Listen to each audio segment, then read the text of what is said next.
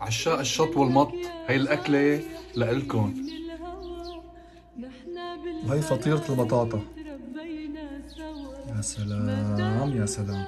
أنصح بشدة تجربوها، ما شاء الله. قشر البطاطا، قطعها، حطها تنسلق، هيك ممتاز.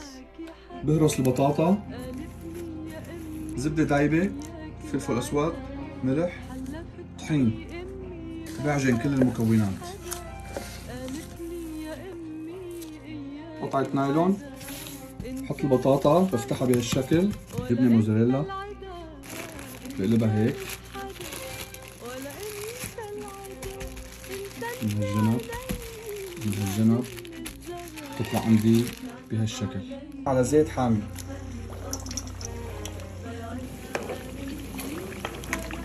مباشرة على ورق النشاف. بسم الله.